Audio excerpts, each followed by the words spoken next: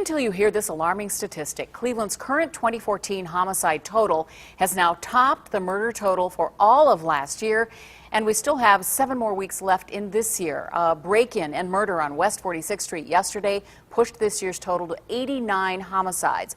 Troubleshooter Joe Paganakis is investigating. And Joe, the FBI report released earlier this week showed violent crime in Ohio is down 4%, but not the homicide rate in Cleveland.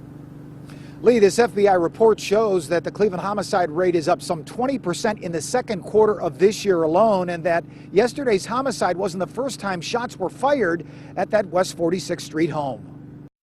The first shot almost got me. That's when I went down on the floor with my husband. Karen Nieves explains how she and her family were barraged by gunfire while living in the very same West 46th Street home where 31-year-old Michael D. Days Jr. was shot and killed just yesterday. That was the other one. The other one up there.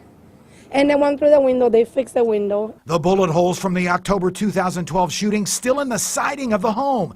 Nieves and her family moved out weeks later, and now, some 2 years later, police say someone forced their way through this heavy front door and killed Days in the very same house. Scared, very nervous, don't know what's going on. Neighbors like Tiffany Ferguson say many living on West 46th Street have bolstered front door security.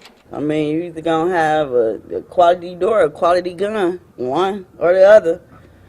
It just depends what you're going to put your money into. Meanwhile, Karen Nieves isn't surprised the murder rate is up in Cleveland compared to last year. And she isn't surprised a homicide took place in her former family home. How fortunate do you feel that you moved out of here? Oh, very good. I moved to the Brook Park area, down by Berea, and I don't even want to come back to live here ever again. Now, coming up on News Channel 5 at 6 o'clock, we take a hard look at the homicide numbers, why more than half of all Cleveland homicides are coming from 5 wards on Cleveland's southeast side.